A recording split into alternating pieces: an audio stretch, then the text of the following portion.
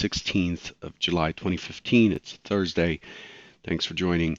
Derivatives trading involves substantial risk of loss and is not suitable for all investors. Past performance is not indicative of future results.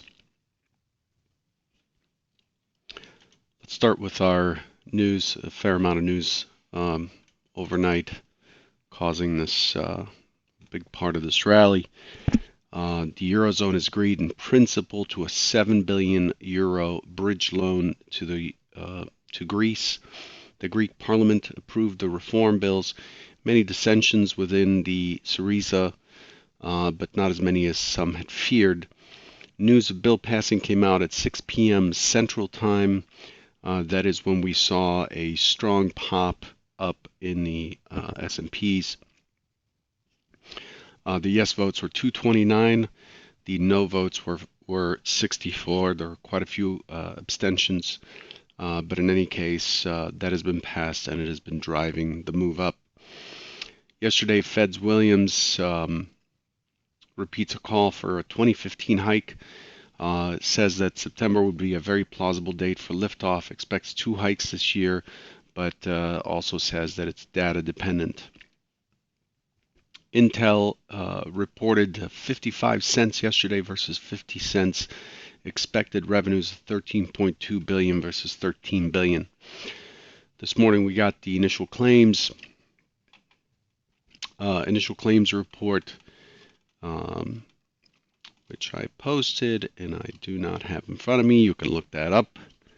I'm sure everybody gets this data as well as I do. Oh, looks like 281,000 versus 285,000. So a little bit better.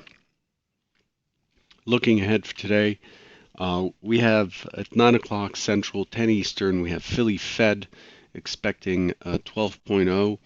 Also at 9 o'clock we have NAHB Housing Market Index expecting 59. At 9:30 we're expecting EIA Natural Gas Storage, 95 billion cubic feet. And then at 3 o'clock Central, 4 Eastern, we're looking for net long-term tick flows of 30. And then other than that, we still have ECB President Draghi commenting on the ECB decision from this morning. They kept everything steady. No changes expected. This conference is still ongoing right now and is affecting pricing on European indices, as well as the euro. Draghi seems to be confronting questions about their decisions with the ELA and so on head on, and is really getting good at the political game. Looking ahead today at 2 o'clock Eastern, 1 Central, we have BOE's Carney, and then we have at 2:30 Eastern, 1:30 Central, we have Fed's Yellen delivering its semi-annual testimony to the Senate. This time she delivered it to the House yesterday. A reminder that WTI August 15, 2015 options expire today, as well as Brent. And then after the market today, we have Google expecting $6.73. Let's have a look at our technical picture. Overall, yesterday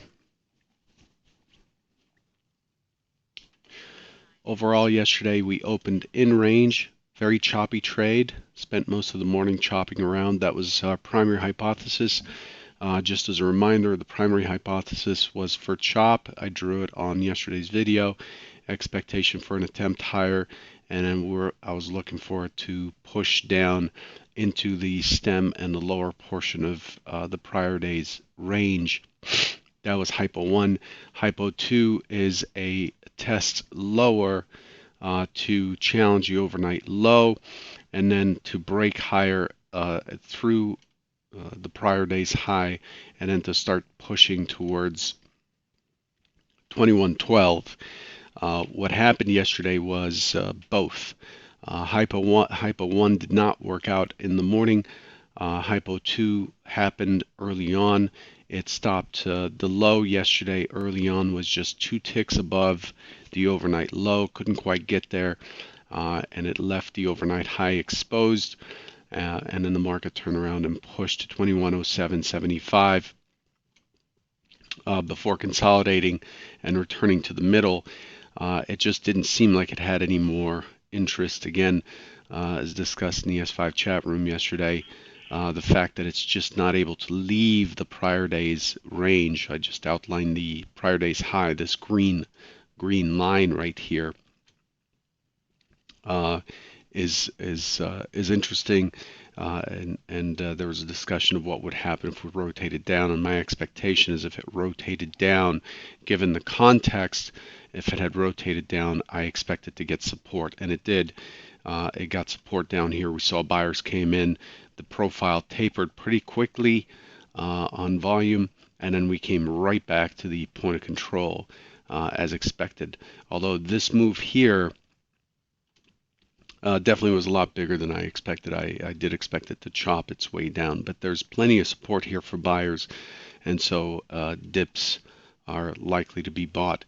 So that's what we ended up with yesterday. The low yesterday, this low here is just 5 ticks from the from a key point of control, HVN, composite HVN, right here. This is a key area. The key target above is 2112.50.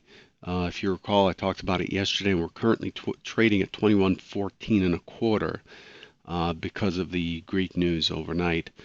This is 2112.50 exposes 2116.50, which is today's target, and then new all-time highs. This high volume node up here, 2116.50, is the last acceptance area before new highs. So what we have is a profile that looks like that, with 2112.50 being the last rejection area, and once it gets through, it's likely to test 2116.50, this green line here, the high volume node, and then any push higher would give us a very high probability of new all-time highs. So that's what I'm looking for.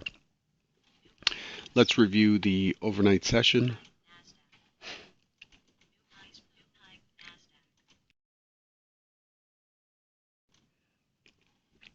So here we are in the overnight session. This is yesterday, the push lower and back into to bring the point of control back into line. And then this is the Greek announcement right here. The market tested the IB high in the mid of the session at that point and never looked back and just continued to drive. Overall, the profile is P-shaped.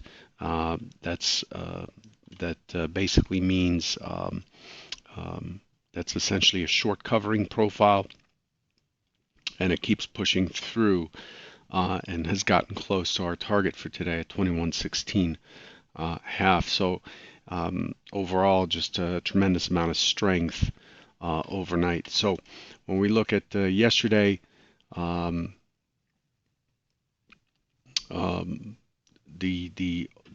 fact that we finished neutral, this yesterday's IB high and IB low were both tested.